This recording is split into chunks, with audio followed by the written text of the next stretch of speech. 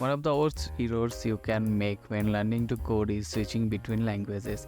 Even though it is certainly possible and many might even advise it, learning many languages can be very tedious and challenging. It is also advisable to learn and master one language first, and you can branch it out from there. If you learn multiple languages at the same time, it will make you unmotivated as the load are heavier with multiple languages. Take it slow and there you go. Not every tiny elements need to be perfect. Be adaptable because your initial thoughts could be changing. Having a clear high-level understanding of how your program will operate is crucial. This will not only save your time but also allow you the freedom to investigate and evaluate other alternatives and scenarios. Planning also make everything go smoothly. You don't like it, change it. It is not suitable, amend it. Do not rush in your work.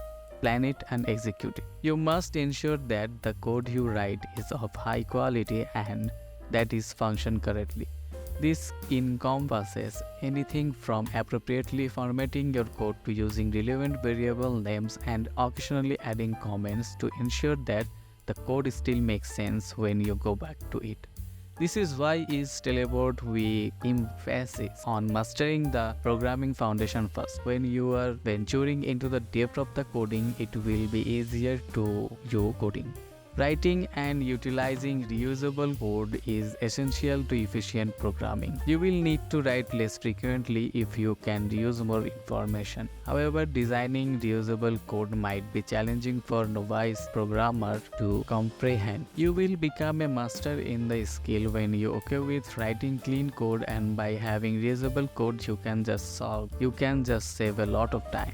Don't abandon your code when it stops working until you have determined why it isn't producing the desired results. After all, learning involves more than just discovering solutions that work. It also involves recognizing those that don't and understanding why. For this problem and errors, you will learn on how to debug or solve the error.